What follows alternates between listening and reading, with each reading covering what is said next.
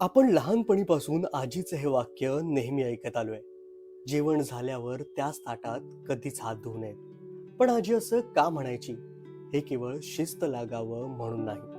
भारतीय संस्कृतीत अन्नाला पूर्ण ब्रह्म म्हटलं गेलंय. जेवण करणे म्हणजे केवळ पोट भरणे नाही, तर ईश्वराची कृपा स्वीकारण्याची ती एक प्रक्रिया सुद्धा आहे.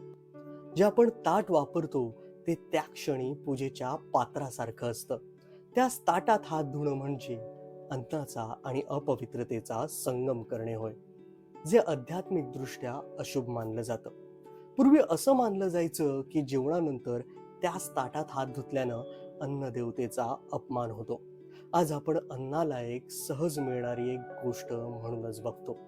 पण ज्यांनी गरिबी बघितली आहे, फक्त त्यांनाच माहिती आहे अन्नाचा अपमान कधीच करायचा नसतो. त्यामुळे आजी किंवा आई आपल्याला जेव्हा हे सांगते, तेव्हा तो फक्त एक नियम नसतो. तो असतो संस्कारांचा धडा, अन्नाबद्दलच्या कृतज्ञतेचा, स्वच्छतेच्या शिस्तीचा आणि जेवणाच्या क्षणाच्या सन्मानाचा. धन्यवाद.